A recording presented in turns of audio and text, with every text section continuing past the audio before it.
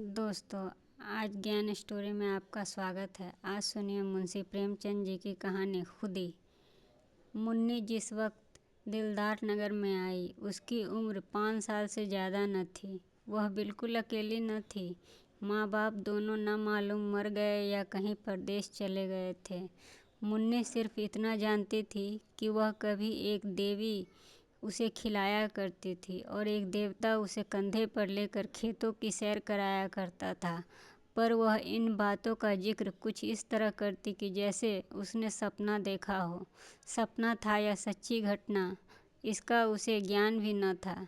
जब कोई पूछता तेरे माँ बाप कहाँ गए, तो वह बेचारी कोई जवाब देने के बजाय बस रोने लगती और यूं ही उन सवालों को टालने के लिए एक तरफ हाथ उठाकर कहती, ऊपर।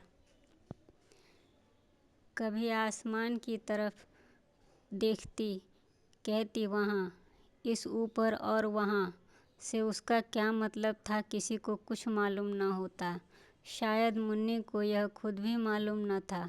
बस एक दिन लोगों ने उसे एक पेड़ के नीचे खेलते देखा और इससे ज़्यादा उसकी बाबत किसी को कुछ पता न था।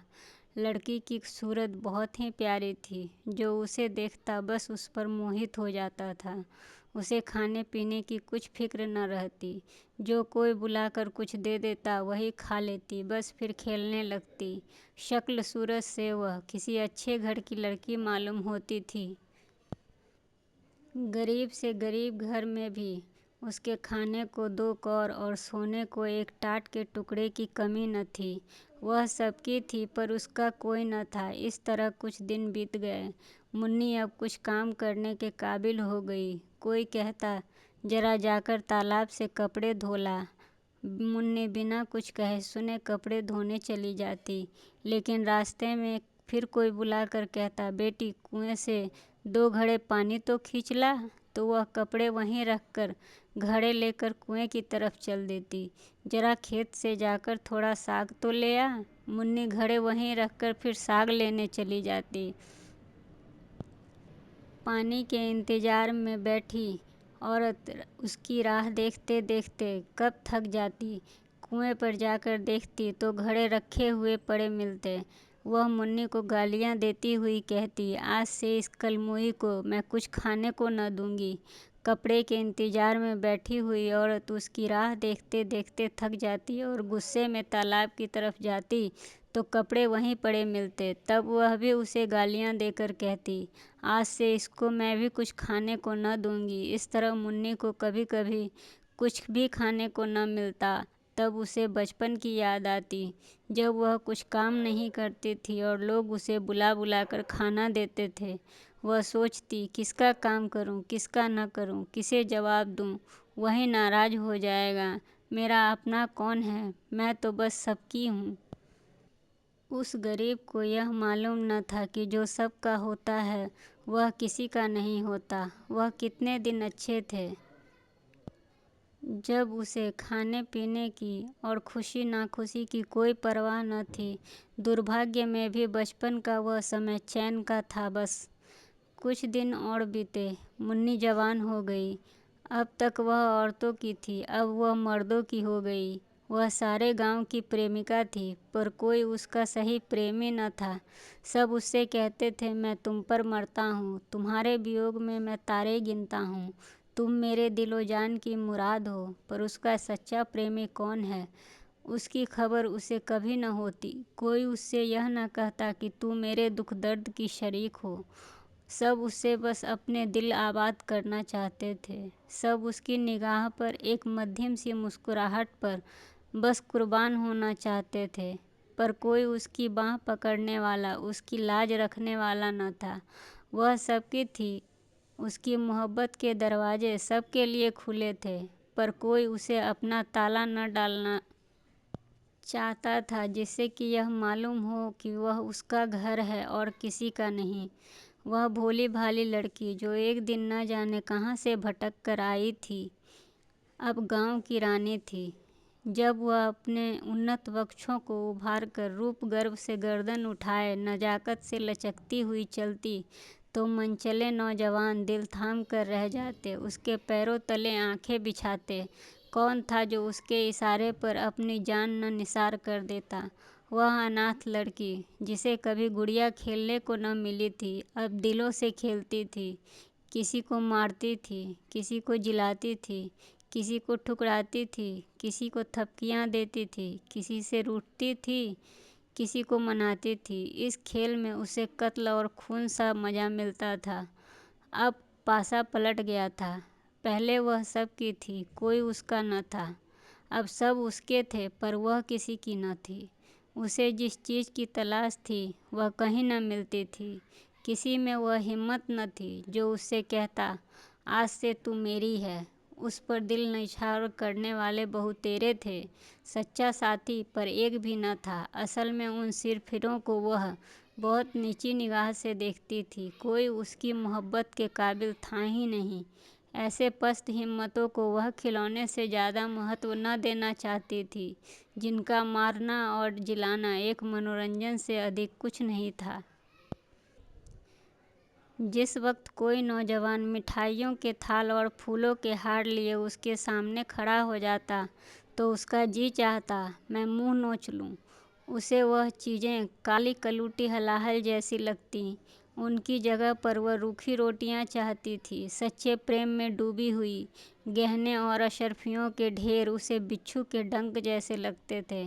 उनके बदले वह सच्ची दिल के भीतर से निकली हुई बातें चाहती थी, जिनमें प्रेम की गंध हो और सच्चाई का गीत। उसे रहने को महल मिलने थे, पहनने को रेशम, खाने को एक से एक व्यंजन, पर उसे इन चीज़ों की कोई भी आकांक्षा न थी। उसे आकांक्षा थी बस फूस के झोपड़े, छोटे मोटे सूखे खाने। उसे प्राणघातक सिद्धियों से प्राण पोषक निषेध कहीं ज़्यादा प्रिय थे। खुली हवा के मुकाबले में बंद पिंजरा कहीं ज़्यादा चहेता था।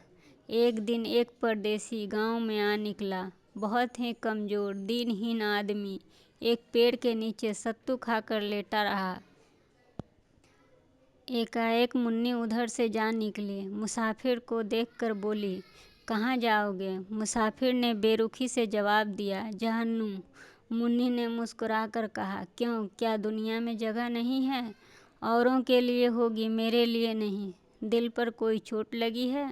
मुसाफिर ने जहरीली हंसी हंसकर कहा, बदनसीबों की तकदीर में और क्या, रोना धोना और डूब मरना, यही उनकी ज़िंदगी का खुलासा है। पहली 2 मंजिल तो तय कर चुका हूँ, अब तीसरी मंजिल और बाकी है। कोई दिन वह भी पूरी हो जाएगी, ईश्वर ने चाहा तो बहुत जल्द। यह एक चोट खाए हुए दिल के शब्द थे। जरूर उसके पहलू में दिल है, वरना यह दर्द कहाँ से आता। मुन्नी बहुत दिनों से दिल की तलाश कर रही थी। बोली, कहीं और वफा की तलाश क्यों नहीं करते तुम? मुसाफिर ने निराश भाव से कहा, तेरी तकदीर में नहीं, वरना मेरा क्या, बना बनाया घोंसला उजड़ जाता है। दौलत मेरे पास नहीं, रूप रंग मेरे पास नहीं, फिर वफा की देवी मुझ पर मेहरबानी क्यों होने लगी? पहले समझता था वफा दिल के बदले मिलती है, अब मालूम हुआ कि वह चीज़ों की तरह सोने चांदी से खरीदी जा सकती है। मुन्नी को मालूम हुआ मेरी नज़रों ने धोखा खाया था। मुसाफिर बहुत काला नहीं, सिर्फ सांवला है। उसका नान नक्श भी उसे आकर्षक जान पड़ा। बोली, नहीं, यह बात नहीं, तुम्हारा ख्याल ठीक था। यह कहकर मुन्नी चली गई। उसके हृदय के भाव उसके संयम से बाहर हो रहे थे। मुसाफिर किसी ख्याल में फिर डूब गया। वह इस सुंदरी की बातों पर गौर कर रहा था। क्या यह सचमुच वफा मिलेगी? क्या यहाँ भी तकदीर धोखा न देगी? मुसाफिर ने उसी रात गांव में काटी। वह दूसरे दिन भी न गया। तीसरे दिन उसने एक फूस की झोपड़ा खड़ा किया। मुन्नी ने पूछा, यह झोपड़ा तुम किसके लिए बना रहे हो?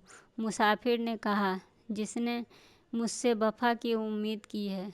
चले तो न जाओगे? झोपड़ा तो रहेगा।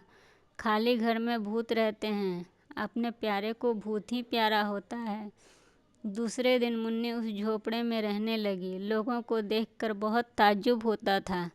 मुन्नी उस झोपड़े में नहीं रह सकती।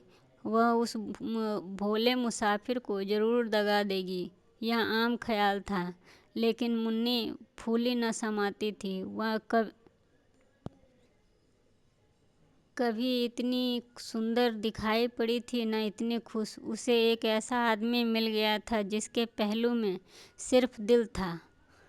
लेकिन मुसाफिर को दूसरे दिन यह चिंता हुई, कहीं यहाँ भी वही अभागा दिन न देखना पड़े। रूप में वफा कहाँ। उसे याद आया, पहले भी इस तरह की बातें हुई थी, ऐसी ही कस्में खाई गई थी, एक दूसरे से वादे किए गए थे, मगर उन कच्चे धागों को टूटने में कितनी देर लगी। वह धागों क्या फिर से टूट जाएंगे? उसके क्षणिक आनंद का समय बहुत जल्दी बीत गया और फिर वही निराशा उसके दिल पर छा गई। इस मरहम से भी उसके जिगर का जख्म न भरा। तीसरे रोज वह सारे दिन उदास और चिंतित बैठा रहा और चौथे रोज फिर से लापता हो गया। उसकी यादगार सिर्फ उसकी फूस की झोपड़ी रह गई थी। मुन्नी दिन भर उसकी राह देखा करती थी। उसे उम्मीद थी कि वह जरूर आएगा। लेकिन महीनों गुजर गए और मुसाफिर न लौटा। कोई खत भी न आया, लेकिन मुन्नी को उम्मीद थी वह जरूर आएगा। साल बीत गया, पेड़ों में नई नई कोपलें निकली, फूल खिले, फल लगे, काली घटाएं आईं, बिजली चमकी, यहाँ तक कि जाड़ा भी बीत गया और मुसाफिर न लौटा। मगर मुन्नी को अब भी उसके आने की उम्मीद बाकी थी। वह जरा भी चिंतित न थी, न भयभीत थी। वह दिन भर मजदूरी करती और शाम को झोपड़े में पड़ी रहती, लेकिन वह झोपड़ा अब एक सुरक्षित किला था जहाँ सिरफिरों के निगाह के पांव भी लंगड़े हो जाते थे। एक दिन वह सर पर लकड़ी का गट्ठा लिए चली आती थी। एक रस्सियों ने छेड़खानी की। मुन्नी, क्या अपने सुकुमार शरीर के साथ यह अन्याय करती हो? तुम्हारी एक कृपा दृष्टि पर इस लकड़ी के बराबर सोना न्यौछावर कर सकता हूँ। मुन्नी ने बड़ी घृणा के साथ कहा, तुम्हारा सोना तुम्हें मुबारक हो, यहाँ अपने मेहनत पर भरोसा है, क्यों इतना इतराती हो? अब वह लौट कर कभी ना आएगा। मुन्नी ने अपने झोपड़े की तरफ इशारा करके कहा, वह गया कहाँ है जो लौट कर आएगा? वह मेरा होकर फिर कहाँ जा सकता है? वह तो मेरे दिल में बैठा हुआ है। इसी तरह एक दिन और प्रेमी जन ने कहा, तुम्हारे लिए मेरा महल हाजिर है, इस तरह टूटे फूटे झोपड़े में तुम क्यों पड़ी रहती हो? मुन्नी ने अभिमान से कहा, इस झोपड़े पर 1,00,000 महल न्यौछावर। यहाँ मैंने वह चीज़ पाई है जो और कहीं नहीं मिली। यह झोपड़ा नहीं, मेरे प्यारे का दिल है। इस झोपड़े में मुन्नी ने 70 साल काटे। मरने के दिन तक उस मुसाफिर के लौटने की उम्मीद थी। उसकी आखिरी निगाहें दरवाजे की तरफ लगी हुई थी। उसके खरीदारों में कुछ तो मर गए, कुछ जिंदा हैं, मगर जिस दिन वह एक की हो गई, उसी दिन उसके चेहरे पर दीप्ति दिखाई पड़ी, जिसकी तरफ ताकते ही वासना की आंखें अंधी हो जाती हैं। खुदी जब जाग जाती है तो दिल की कमजोरियां उसके पास आने से डरती हैं। दोस्तों, आपको ये कहानी पसंद आई हो तो please like and subscribe my channel.